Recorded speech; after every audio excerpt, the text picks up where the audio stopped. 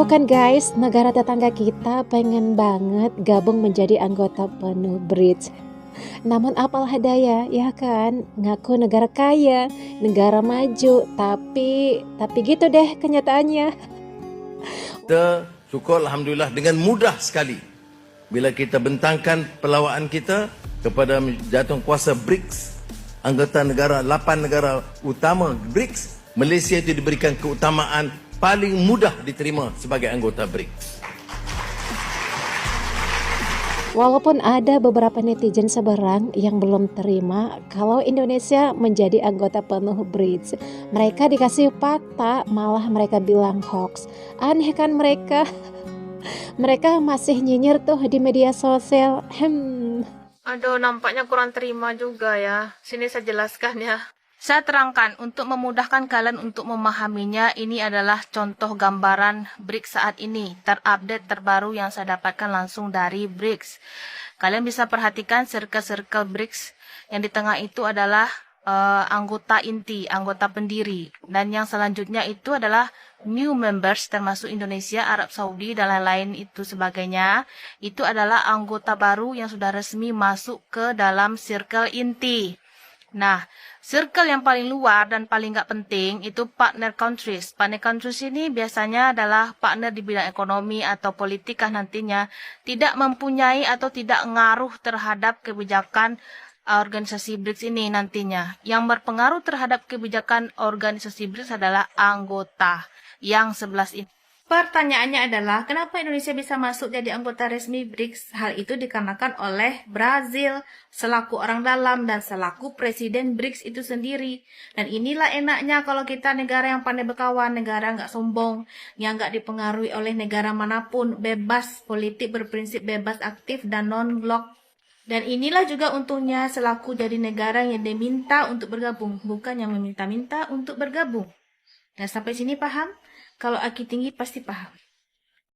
Di ASEAN ada 4 negara yang berminat jadi anggota penuh BRICS, tapi hanya 1 negara yang dipilih menjadi anggota penuh BRICS.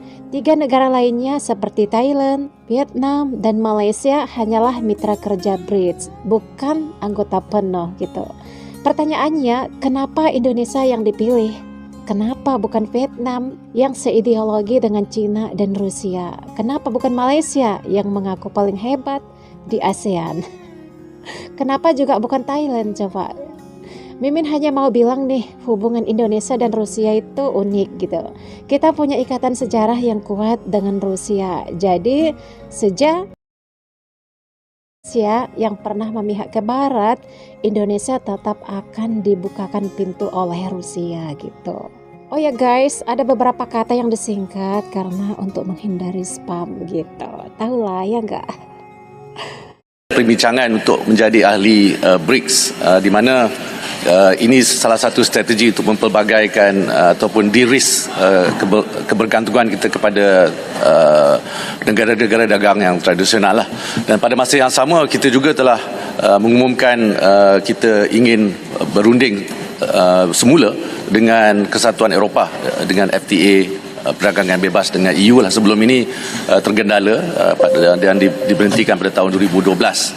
Dan pada masa yang sama kita juga dalam perbincangan dengan ASEAN untuk pengetahuan yang berumbat larut, perdagangan antara negara-negara ASEAN hanya 23%. Jadi itu lagi satu peluang yang kita perlu ambil.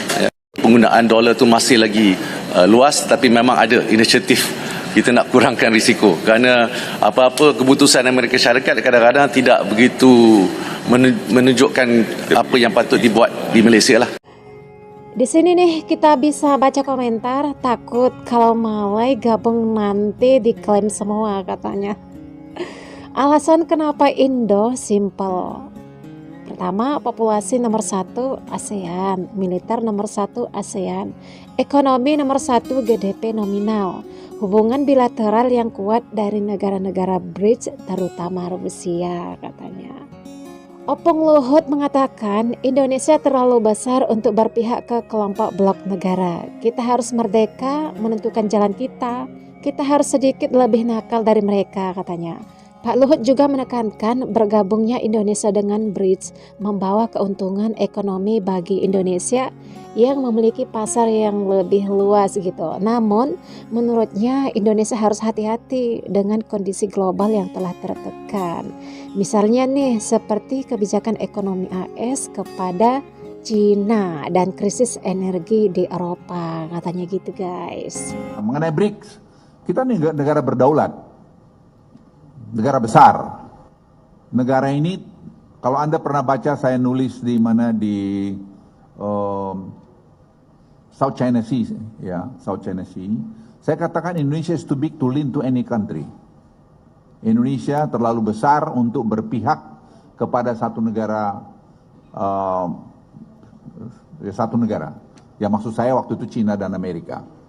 Kita tidak perlu, apalagi sekarang ini, apalagi dengan presidennya seperti Pak Prabowo, tidak perlu. Jadi kita perlu merdeka, perlu independen. Ya sedikit nakal-nakal lah. Apa keuntungan kita dengan BRICS? Ya market kita lebih besar.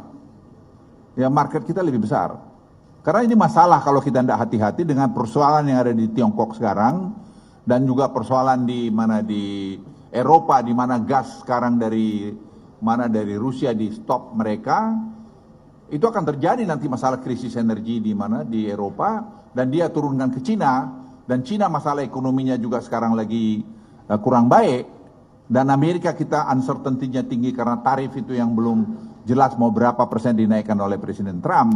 Jadi kombinasi masalah ini memang betul-betul kami cermatin dengan baik. Jadi itu salah satu tugas Den tadi, memberikan masukan pada Presiden dalam proses pengambilan keputusan.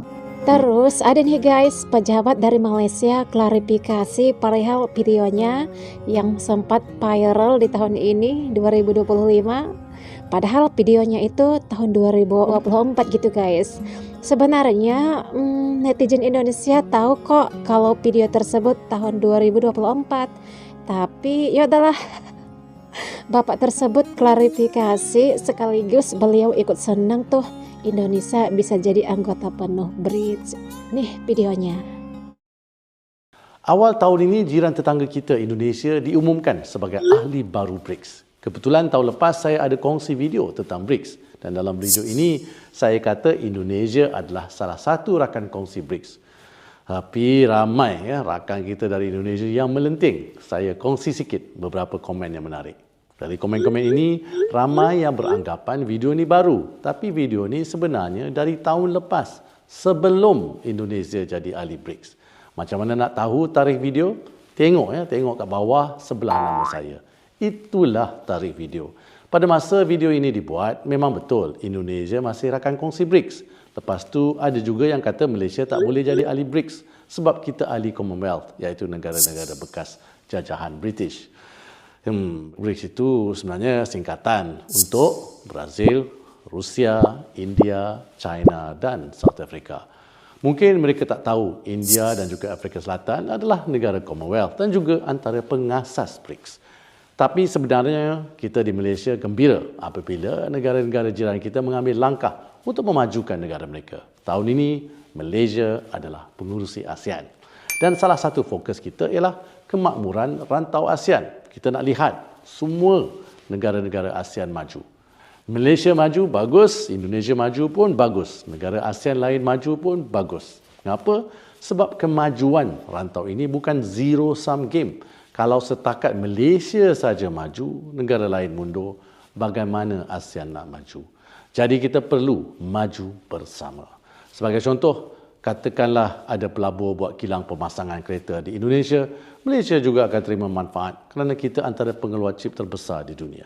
Pada 2023, kita adalah pengeksport chip ke-6 terbesar dunia. Nak tahu betapa besarnya impak chip Malaysia kepada dunia? Masa COVID dulu, kilang Ford di Amerika Syarikat terpaksa hentikan pengeluaran modal tertentu kerana tak dapat bekalan chip dari Malaysia. Kemungkinan besar kilang kereta di Indonesia pun akan guna bekalan chip dari Malaysia. Begitu juga kalau ada pelabur buka kilang bateri EV di Malaysia. Ada bahan mentah dari Indonesia yang diperlukan untuk hasilkan produk ini. Maka ekspor Indonesia juga akan meningkat. Jadi, kemajuan satu negara ASEAN insya-Allah akan memacu kemajuan negara ASEAN lain juga. Kita nak lihat semua negara ASEAN maju bersama. Bukan hanya satu, dua negara saja yang maju, manakala yang lain mundur. ASEAN sekarang adalah ekonomi kelima terbesar di dunia dan kita sasarkan untuk menjadi ekonomi keempat terbesar menjelang 2030. InsyaAllah, kepengerusian ASEAN oleh Malaysia akan menetapkan hala tuju rantau ini bagi mencapai sasaran tersebut.